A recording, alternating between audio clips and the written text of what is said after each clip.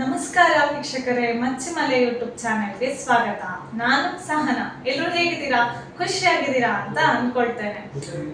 ಇವತ್ತು ನಿಮಗೆ ಗೊತ್ತಿರುವ ಹಾಗೆ ನಾವು ನಮ್ಮ ಹಿಂದಿನ ಬ್ಲಾಗಲ್ಲೆಲ್ಲ ಹೇಳಿದ್ದೆ, ಮಾರ್ಚ್ 6, 2026 ನಮ್ಮ ಜೀವನದಲ್ಲಿ ಒಂದು ಹೊಸ ಹೆಜ್ಜೆ ಇಡುವಂತಹ ದಿವಸ. ನಮ್ಮ ಮಚ್ಚಿಮಲೆ ಲೀಗಲ್ ಸೊಲ್ಯೂಷನ್ಸ್ ಉದ್ಘಾಟನೆಗೊಳ್ಳುವಂತಹ ದಿವಸ. ನಾನು ನಿಮಗೆ ಎರಡು ರೀತಿಯಾಗಿ ಬ್ಲಾಗನ್ನು ತೋರಿಸಲಿಕ್ಕೆ ಪ್ರಯತ್ನ ಪಡ್ತೇನೆ. ಪಾರ್ಟ್ 1, ಪಾರ್ಟ್ 2 ಅಂತ ಹೇಳಿ ವಿಡಿಯೋ ಮಾಡಿ ಹಾಕ್ತೇನೆ. ಪಾರ್ಟ್ 1ನಲ್ಲಿ ಬೆಳಗ್ಗೆ ನಾವು ಮಾಡಿದಂತಹ ಮಹಾಗಣಪತಿ ಹೋಮ, ಹಾಗೆ ನಮ್ಮ ಆಫೀಸ್ನ ಟೂರ್, ಜೊತೆಗೆ ಬಂದವರಿಗೆ ನಾವು ಯಾವ ರೀತಿಯ ಉಪಹಾರದ ವ್ಯವಸ್ಥೆಯನ್ನು ಮಾಡಿದ್ದೆವು ಅಂಥೇಳಿ, ಹಾಗೆ ಪಾರ್ಟ್ 2ಅಲ್ಲಿ ಸಭಾ ಕಾರ್ಯಕ್ರಮ, ಹಾಗೆ ಕಾರ್ಯಕ್ರಮವನ್ನು ಯಾರು ಉದ್ಘಾಟನೆ ಮಾಡಿದರು ಅಂತ ಹೇಳಿ ಹಾಕ್ತೇನೆ. ಬನ್ನಿ ಹೇಗಾಗ್ತದೆ ನೋಡುವ. ಬೆಳಗ್ಗೆ 5:45ಕ್ಕೆ ನಾವು ಆಫೀಸಿಗೆ ತಲುಪಿದೆವು. ಬಂದ ಹಾಗೆ ನನ್ನ ತಮ್ಮ ಇಲ್ಲಿ ಕೆಲಸ ಮಾಡಲಿಕ್ಕೆ ಶುರು ಮಾಡಿದ. ನೀನು ವೀಡಿಯೋ ಮಾಡ್ತಾ ಇದೆಯಾ ಅಂತ ಹೇಳ್ತಾ ಇದ್ದಾನೆ ನೋಡಿ. ಅವನ ಉಪಕಾರವನ್ನು ಎಷ್ಟು ಸ್ಮರಿಸಿದ್ರು ಸಾಕಾಗೋದಿಲ್ಲ. ನಂತರ ಪುರೋಹಿತರು ನನ್ನಲ್ಲಿ ಹೇಳಿದರು, ಅಕ್ಕ ನಿಂಗೆ ಒಂದರಿ ದೀಪವು ಹೊತ್ತಿಸಿ ಅಂತ ಹೇಳಿ. ನಾನು ಅದನ್ನು ಮೊಮೆಂಟನ್ನು ಕ್ಯಾಪ್ಚರ್ ಮಾಡಿಕೊಳ್ಳೋ ಹೊತ್ತಲ್ಲಿ ನನ್ನ ಮೊಬೈಲಲ್ಲಿ ಅಡ್ಡ ಬಿತ್ತು. ನಂತರ ಅದನ್ನು ಸರಿ ಮಾಡಿಕೊಂಡು ದೀಪವನ್ನು ಹೊತ್ತಿಸ್ತಾ ಇದ್ದೇನೆ. ವ್ಲಾಗ್ ಮಾಡೋವರಿಗೆ ವೀಡಿಯೋವೇ ಇಂಪಾರ್ಟೆಂಟ್ ಅಂತಾಗಿ ಬಿಡ್ತದಲ್ಲ. ಇರಲಿ, ಕಾರ್ಯಕ್ರಮ ಸುಗಮವಾಗಿ ಸಾಗಲಿ ಅಂತ ಒಂದು ದೇವರಲ್ಲಿ ಪ್ರಾರ್ಥಿಸುತ್ತಾ ದೀಪವನ್ನು ಉರಿಸಿದೆ. ಪುರೋಹಿತರು ನಾವು ಇಂತೆಲ್ಲ ಸಾಮಾನು ತಂದಿದ್ದೆವು, ಪರಿಕರಗಳನ್ನು ತಂದಿದ್ದೆವು ಈ ಹೋಮಕ್ಕೆ, ಅದನ್ನೆಲ್ಲ ಅಲ್ಲಿ ವ್ಯವಸ್ಥೆ ಮಾಡಿಕೊಳ್ತಾ ಇದ್ದಾರೆ, ಕೈಗೆ ಇಟ್ಟುಕೊಳ್ಳುವ ಹಾಗೆ. ನಮ್ಮ ಪುಣ್ಯಕ್ಕೆ ನಾವು ತೆಗೆದುಕೊಂಡು ಹೋದಂಥ ಯಾವ ಪರಿಕರಗಳು ಸಾಕಾಗಲಿಲ್ಲ ಅಂತ ಹೇಳಿ ಆಗಲಿಲ್ಲ. ಈಗ ನಾವೊಂದು ಕಾರ್ಯಕ್ರಮ ಮನೆಯಲ್ಲಿ ಮಾಡುವಾಗ ನಮಗೆ ಆ ಒಂದು ವಸ್ತುಗಳು ಈ ಒಂದು ವಸ್ತುಗಳು ಒಂದು ವೇಳೆ ಶಾರ್ಟೇಜ್ ಆಗಿ ಹೋದರೂ ಏನಾದರೂ ರಪ್ಪ ಅರೇಂಜ್ ಮಾಡಿಕೊಳ್ಳಿಕ್ಕಾಗ್ತದೆ ಮನೆಯೇ ಆದ ಕಾರಣ.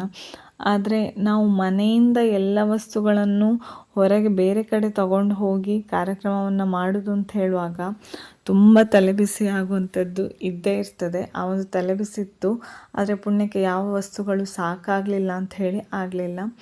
ಆಮೇಲೆ ನನ್ನ ಹತ್ರ ಇಲ್ಲಿ ಪುರೋಹಿತರು ಹೋಮಕ್ಕೆ ಅಗ್ನಿಸ್ಪರ್ಶ ಮಾಡಲಿಕ್ಕೆ ಹೇಳಿದರು, ಮಾಡಿಕೊಟ್ಟೆ. ಅದಾದ ನಂತರ ನಾವು ದಂಪತಿಗಳು ಹೋಮಕ್ಕೆ ಇಲ್ಲಿ ಕೂತ್ಕೊಂಡೆವು. ನನಗೆ ಹೇಗೆ ಅಂತ ಹೇಳಿದರೆ, ಎಲ್ಲ ಜೀವನದ ಮೊಮೆಂಟ್ಗಳು ನೆನಪಿನಲ್ಲಿ ಉಳಿಯುವ ಹಾಗೆ ಕ್ಯಾಪ್ಚರ್ ಮಾಡಿಕೊಳ್ಬೇಕು ಅಂತ.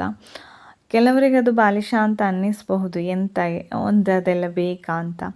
ಆದರೆ ಒಬ್ಬೊಬ್ಬರ ಮನಸ್ಥಿತಿ ಒಂದೊಂದು.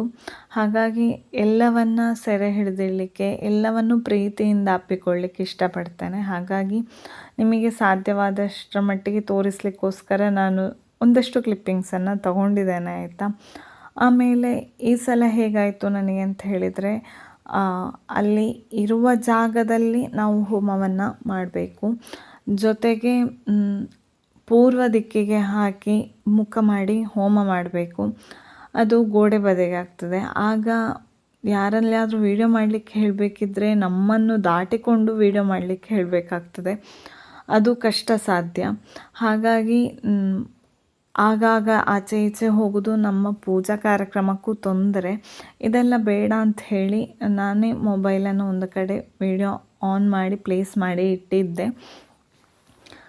ಆಮೇಲೆ ಪದೇ ಪದೇ ಹೋಗಿ ಎದ್ದು ಆನ್ ಆಫ್ ಎಲ್ಲ ಮಾಡಲಿಕ್ಕೆ ಆಗೋದೂ ಇಲ್ಲ. ಇನ್ನೊಂದು ಏನು ಅಂತ ಹೇಳಿದರೆ, ತಮ್ಮ ಇದ್ದಲ್ಲ ನಿಮಗೆ ಎಲ್ಲದಕ್ಕೆ ತಮ್ಮ ಹೆಲ್ಪಿಗೆ ಸಿಗ್ತಾನಲ್ಲ ಅಂತ ಒಂದು ಪ್ರಶ್ನೆ ಬರಬಹುದು. ಆ ಸಂದರ್ಭದಲ್ಲಿ ಅವನು ವೀಡಿಯೋ ಮಾಡುವ ಹಾಗಿರಲಿಲ್ಲ. ಇಷ್ಟೆಲ್ಲ ಸಂತೋಷಗಳ ನಡುವೆ ನನ್ನ ಅಪ್ಪ ಅಮ್ಮ ಈ ಉದ್ಘಾಟನೆ ಕಾರ್ಯಕ್ರಮಕ್ಕೆ, ಪೂಜಾ ಕಾರ್ಯಕ್ರಮಕ್ಕೆ ಯಾವುದಕ್ಕೂ ಇರಲಿಲ್ಲ ಅಂತ ಹೇಳೋ ಒಂದು ಬೇಸರವೂ ನನ್ನಲ್ಲಿ ಮನೆ ಮಾಡಿತ್ತು.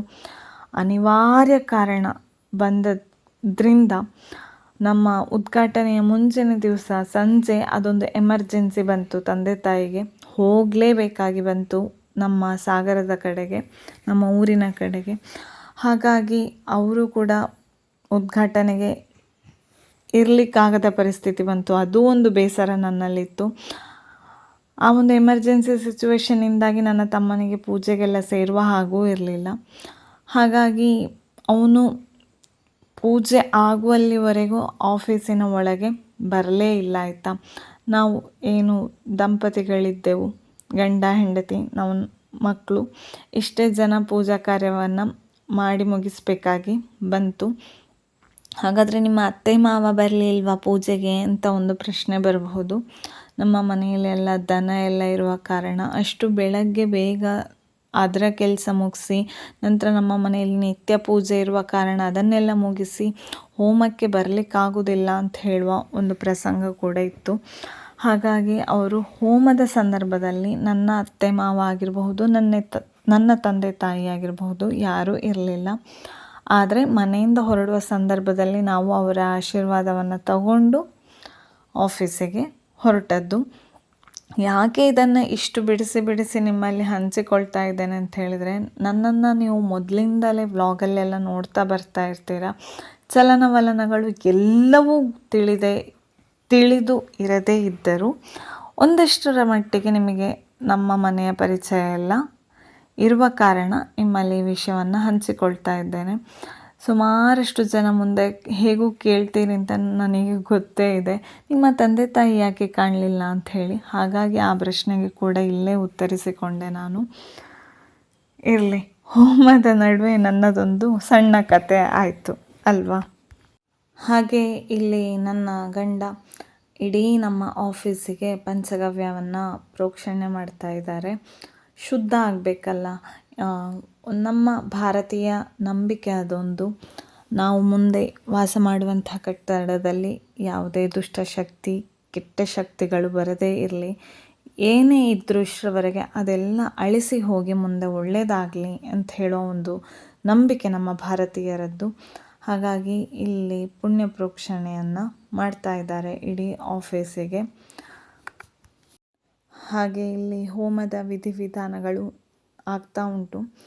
ನಮಗೆ ಪುರೋಹಿತರು ಅಚ್ಚುಕಟ್ಟಾಗಿ ತುಂಬ ಶಿಸ್ತುಬದ್ಧವಾಗಿ ಕ್ರಮ ಪ್ರಕಾರವಾಗಿ ಹೇಗೆ ಬೇಕೋ ಹಾಗೆ ಮಹಾಗಣಪತಿ ಹೋಮವನ್ನು ಇಲ್ಲಿ ನಡೆಸಿಕೊಡ್ತಾ ಇದ್ದಾರೆ.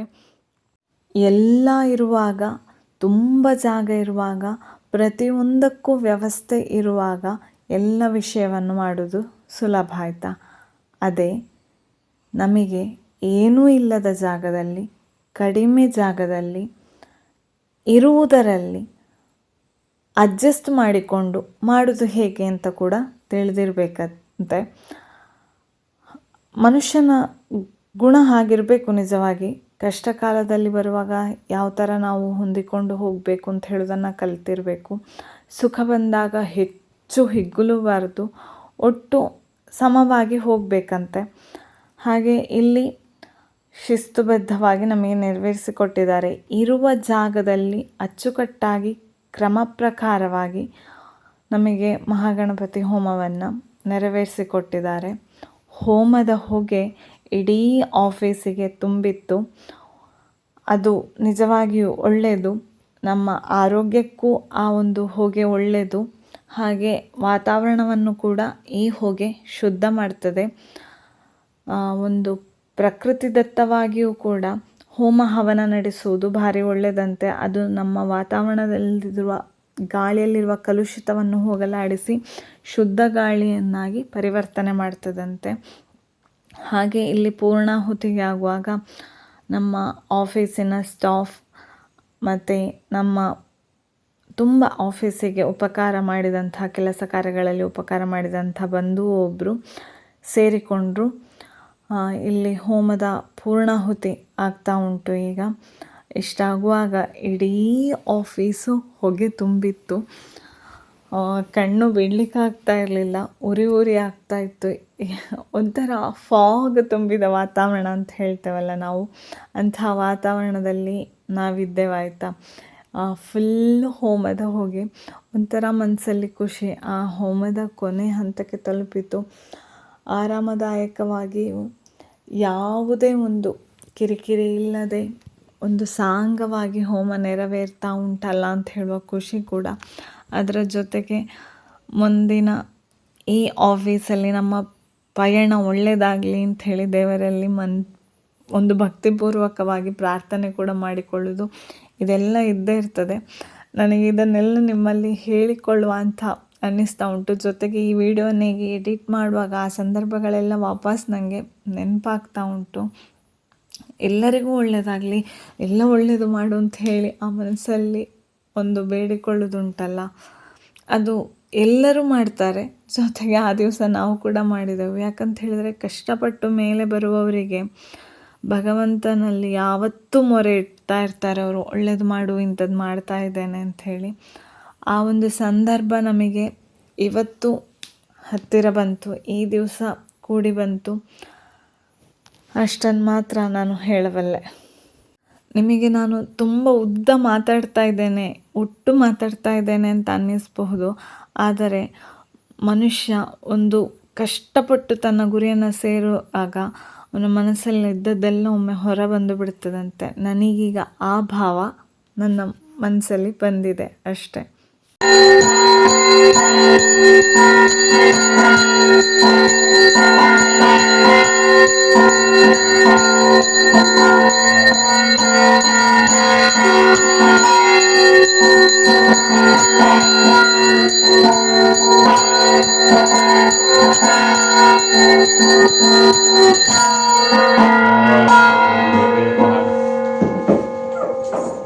ದೇವರನ್ನು ಸ್ವೀಕರಿಸಿ ಮನಸಾಭೀಷ್ಟವನ್ನು ಗ್ರಹಿಸಿ ಉದ್ಯೋಗ ವ್ಯವಹಾರದಲ್ಲಿ ಇನ್ನೂ ಹೆಚ್ಚಿನ ಅಭಿವೃದ್ಧಿ ಮಾಡಿಕೊಟ್ಟು ಸರ್ವರೀತಿಯ ರಕ್ಷಣೆ ಮಾಡಿಕೊಟ್ಟು ಕಾಪಾಡುವಂತಹ ಹುಡುಗಿರ್ತಿ ನಂಬಿಕೊಂಡು ಹೋಗುವಂತಹ ಸಂಸ್ಥೆ ವಿಪ್ಲವ ಸೇರ್ಪಡೆ ಪ್ರಸಾದ ಬರುತ್ತೆ. ಒಳ್ಳೆಯದಾಗಲಿ. ಮನಸಾಭೀಷ್ಟ ಹೋಮ ಪೂಜೆ ಕಾರ್ಯಕ್ರಮ ಎಲ್ಲ ಆದ ನಂತರ ಪುರೋಹಿತರು ಇಲ್ಲಿ ಆ ಕಲಶದಲ್ಲಿದ್ದಂತಹ ಪುಣ್ಯ ನೀರನ್ನು, ಪೂಜೆ ಮಾಡಿದಂಥ ಪುಣ್ಯ ನೀರನ್ನು ಇಡೀ ಆಫೀಸಿಗೆ ಪ್ರೋಕ್ಷಣೆ ಮಾಡ್ತಿದ್ದಾರೆ, ಒಳ್ಳೆಯದಾಗಲಿ ಅಂತ ಹೇಳಿ. ನಮಗೂ ಅದೊಂಥರ ಖುಷಿಯಲ್ಲ, ಆ ಒಂದು ಆಫೀಸಿಗೆ ಇನ್ನು ಮುಂದೆ ಒಳ್ಳೆಯದಾಗ್ತದೆ, ಎಲ್ಲ ಒಳ್ಳೆಯದಾಗಲಿ ಅಂತ ಹೇಳಿ ಒಂದು ಆಶಯ. ಇಲ್ಲಿ ನೋಡಿ, ಇಡೀ ಆಫೀಸ್ನ ಹೊರಗೆ ಪೂರ್ತಿ ಹೊಗೆ ತುಂಬಿಕೊಂಡಿದೆ, ಹಾಗೆ ಒಳಗೆ ಕೂಡ ಹಾಗೆ ತುಂಬ ಹೊಗೆ ತುಂಬಿಕೊಂಡಿದೆ. ಹಾಗೆ ಬೆಳಗ್ಗೆ ಉಪಹಾರಕ್ಕೆ ಪೈನಾಪಲ್ ಕ್ಷೀರ ಹಾಗೆ ಗಣೇಶೋತ್ತು ಶಾವಿಗೆಯನ್ನು ಒಗ್ಗರಿಸಿದ್ದು, ಜೊತೆಗೆ ಬಾದಾಮ್ ಹಾಲು ಇತ್ತು. ಇದು ಉಪಹಾರದ ವ್ಯವಸ್ಥೆ. ಆದರೆ ಇನ್ನು ಬಂದವರಿಗೆಲ್ಲ ಕೊಡಲಿಕ್ಕೆ ಅಂತ ಹೇಳಿ ಕುಡಿಲಿಕ್ಕೆ ಬೂಂದಿನವರದ್ದು ಮ್ಯಾಂಗೋ ಡ್ರಿಂಕ್, ಹಾಗೆ ಒಂದು ಸಿಹಿ ಮತ್ತು ಖಾರ ಹಾಕಿದಂಥ ಒಂದು ಬಾಕ್ಸ್. ಆ ಬಾಕ್ಸಲ್ಲಿ ಏನಿತ್ತು ಅಂತ ಕೇಳಿದರೆ ಸಿಹಿ ಖಾರವೇ. ಸಿಹಿಗೆ ಕಡಿ ಮಾಡಿಸಿದ್ದೆವು, ಹಾಗೆ ಖಾರಕ್ಕೆ ಖಾರ ಬಿಸ್ಕೆಟ್ ಅಂಥೇಳಿ ಮಾಡಿಸಿದ್ದೆವು. ಇದು ಬಂದವರಿಗೆ ಎಲ್ಲರಿಗೂ ಕೊಡಲಿಕ್ಕೆ ಅಂತ ಮಾಡಿಸಿದ್ದು. ಇನ್ನು ನಮ್ಮ ಆಫೀಸ್ ಹೇಗುಂಟು ಅಂತ ತೋರಿಸ್ತೇನೆ. ಮಚ್ಚಿಮಲೆ ಲೀಗಲ್ ಸೊಲ್ಯೂಷನ್ಸ್, ವಕೀಲರು ಮತ್ತು ದಾಸ್ತಾವೇಜು ಸಲಹೆಗಾರರು ಅಂತ ಹೇಳಿ ಉಂಟು. ವಿರೂಪಾಕ್ಷ ಭಟ್ ವಕೀಲರು, ಹಾಗೆ ಸಹನಾ PS ವಕೀಲರು ಅಂತ ಎದುರಿಗೆ ಬೋರ್ಡ್ ಉಂಟು. ಹಾಗೆ ಇಲ್ಲಿ ಒಳಗೆ ಹೋಗ್ತಿರ್ಬೇಕಿದ್ರೆ ಒಂದು ಡೋರ್ ಸಿಗ್ತದೆ, ಅದರಲ್ಲಿ ನಮ್ಮ ಲೋಗೋ ಉಂಟು ಆಫೀಸ್, ಇದು ಮಚ್ಚಿಮಲೆ ಲೀಗಲ್ ಸೊಲ್ಯೂಷನ್ಸ್ ಅಂಥೇಳಿ. ಹಾಗೆ ಸ್ವಲ್ಪ ಎದುರು ಬಂದಾಗ ರೈಟ್ ಸೈಡಲ್ಲಿ ಮುಖ್ಯ ವಕೀಲರ ಚೇಂಬರ್ ಉಂಟು, ಇಲ್ಲಿ ನನ್ನ ಗಂಡ ಕೂತ್ಕೊಳ್ಳೋದು. ಅಲ್ಲಿ ಎದುರು ಲೋಗೋ ಉಂಟು ನೋಡಿ, ಮಚ್ಚಿಮಲೆ ಲೀಗಲ್ ಸೊಲ್ಯೂಷನ್ಸ್ ಅಂಥೇಳಿ. ಹಾಗೆ ಇದು ಒಂದು ಮುಖ್ಯ ವಕೀಲರ ಒಂದು ಚೇಂಬರ್ನ ವ್ಯೂ ಆಯಿತಾ. ಕಂಪ್ಯೂಟರ್ ಆಮೇಲೆ ಬೇಕಾದ ಎಲ್ಲ ಇಕ್ವಿಪ್ಮೆಂಟ್ಸನ್ನು ಸೆಟ್ ಮಾಡ್ಕೊಂಡಿದ್ದೇವೆ. ಹಾಗೆ ಅಲ್ಲಿಂದ ಸ್ವಲ್ಪ ಮುಂದೆ ಬಂದಾಗ ಅಲ್ಲೇ ಸ್ಟಾಫ್ಗಳಿಗೆ ಕೂತ್ಕೊಳ್ಳಿಕ್ಕೆ, ಜೊತೆಗೆ ನನಗೂ ಇನ್ನು ಮುಂದೆ ನಾನು ಇರುವ ಕಾರಣ 3 ಚೇರ್ ಇಟ್ಟಿದ್ದೇವೆ. ಹಾಗೆ ಅಲ್ಲೇ ಲೆಫ್ಟಲ್ಲಿ ಒಂದು ಸ್ವಲ್ಪ ಪ್ಯಾಸೇಜ್ ಉಂಟು, ಅಲ್ಲಿ ಒಂದು ಈ ಥರ ಡೋರ್ ಉಂಟು ಸ್ಲೈಡ್ ಇದು, ಅಲ್ಲಿ ಒಂದು ಸಿಂಕ್ ಉಂಟು. ಆಮೇಲೆ ಇಲ್ಲೊಂದು ಸ್ವಲ್ಪ ಒಳಗೆ ಸ್ಪೇಸ್ ಉಂಟು, ಊಟ ಎಲ್ಲ ಮಾಡ್ಕೊಳ್ಬೇಕಿದ್ರೆ, ಏನಾದರೂ ನಮಗೆ ಬೇಕಿದ್ರೆ ಅಂತೆಲ್ಲ ಹೇಳಿ.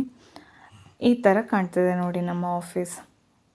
ಹಾಗೆ ಮುಂದೆ ಇಲ್ಲಿ ಉದ್ಘಾಟನೆಗೆ ದೀಪವನ್ನು ರೆಡಿ ಮಾಡಿ ಇಟ್ಕೊಂಡಿದ್ದೇವೆ. ಇಲ್ಲಿ ನನ್ನ ದೊಡ್ಡ ಮಾವನವರು ಬತ್ತಿಯನ್ನೆಲ್ಲ ಸರಿ ಮಾಡ್ತಾ ಇದ್ದಾರೆ. ಇದಾಗಿತ್ತು ನನ್ನ ಇವತ್ತಿನ ವ್ಲಾಗ್. ಇಷ್ಟ ಆದರೆ ಲೈಕ್ ಮಾಡಿ, ಹಾಗೆ ನಿಮ್ಮ ಅನಿಸಿಕೆಗಳನ್ನು ನನಗೆ ಕಮೆಂಟ್ ಮೂಲಕ ತಿಳಿಸಿ, ಮತ್ತು ಈ ವಿಡಿಯೋವನ್ನು ಇನ್ನೊಬ್ಬರಿಗೆ ಶೇರ್ ಮಾಡೋದು ಕೂಡ ಮರಿಬೇಡಿ. ಮತ್ತು ಮುಂದಿನ ಪಾರ್ಟ್ 2 ಅಲ್ಲಿ ಸಿಗ್ತೇನೆ. ಅಲ್ಲಿವರೆಗೆ ನಮಸ್ಕಾರ.